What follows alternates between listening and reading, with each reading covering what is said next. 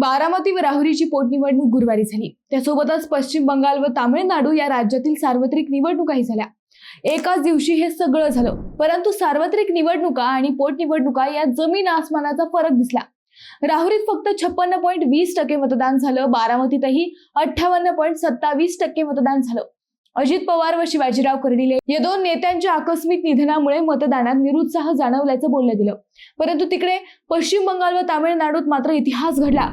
बंगालमधील 294 पैकी 152 जागांवर पहिल्या टप्प्यात 92.72% मतदान झालं, तर तामिळनाडूतील सर्व 234 जागांवरती 85.14% मतदान झालं। या दोन्ही राज्यांमध्ये स्वातंत्र्यानंतर झालेल्या निवडणुकीत हे आतापर्यंतचे सर्वाधिक मतदान ठरले। यापूर्वी तामिळनाडूमध्ये 2011 मध्ये सर्वाधिक 78.29%, तर बंगालमध्ये 2011 मध्ये 84.72% मतदान नोंदवले गेले होते। या विक्रमी मतदानाने सर्वच रेकॉर्ड तोडले।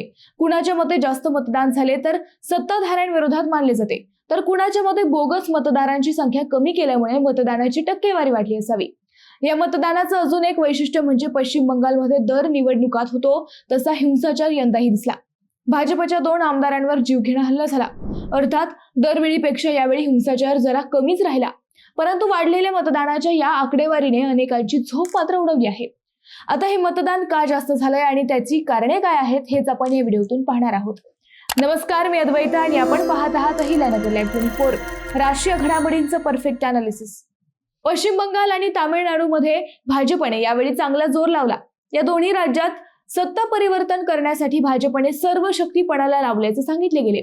त्यामुळे विक्रमी मतदान झाल्यावर त्याचा फायदा आम्हालाच होईल असा दावा भाजपने केलाय।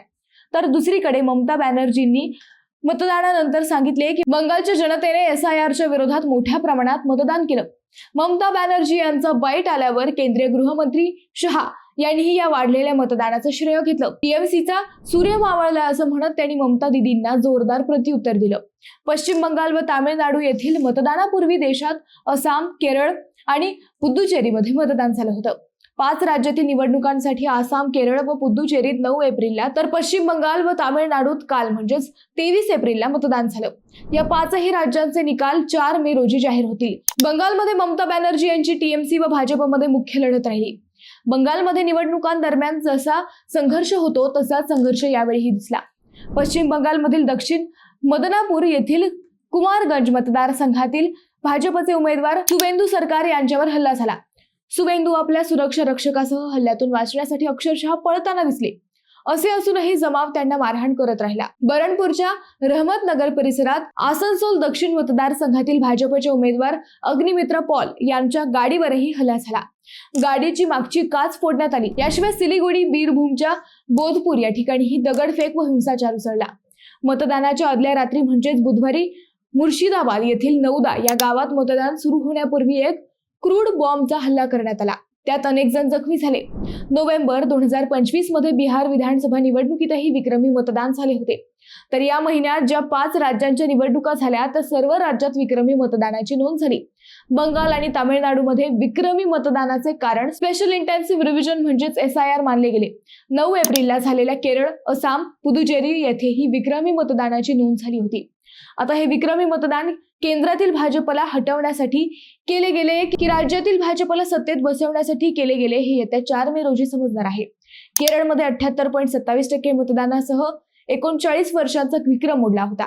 आसाममध्ये 85.91%, बिहारमध्ये 66.90% आणि पुदुचेरीमध्ये 89.87% असे इतिहासातील सर्वाधिक मतदान झाले। बंगाल, तामिळनाडू प्रमाणेच या राज्यांमध्ये केंद्रशासित प्रदेशांमध्ये SIR झाले आहे।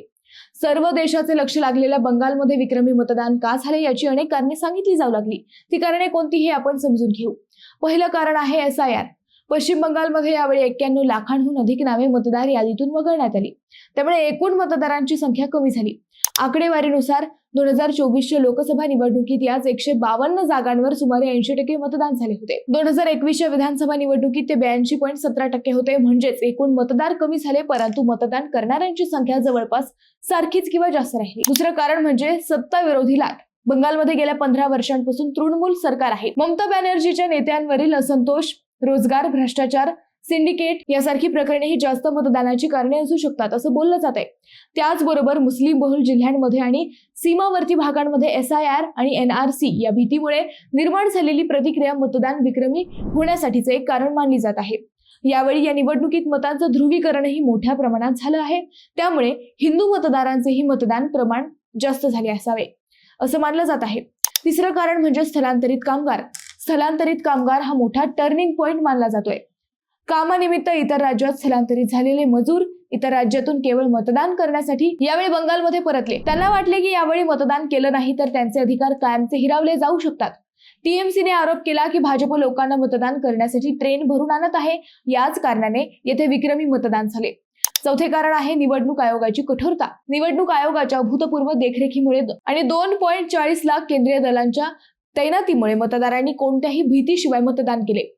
यावेळी मतदानात अभूतपूर्व सुरक्षा व्यवस्था ठेवली गेली.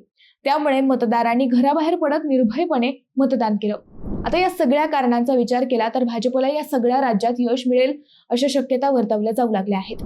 मित्रांनो, तुम्हाला हे मतदान का जास्त झालं असं वाटतंय? दुसरं म्हणजे भाजप खरंच सत्तेवर येईल का? तुमचं उत्तर आम्हाला कमेंट करून नक्की कळवा. शिवाय व्हिडिओ आवडला असेल तर चॅनलला सबस्क्राईब करून व्हिडिओला लाईक करायला विसरू नका. पुन्हा भेटू नव्या विषयावर. तोपर्यंत धन्यवाद.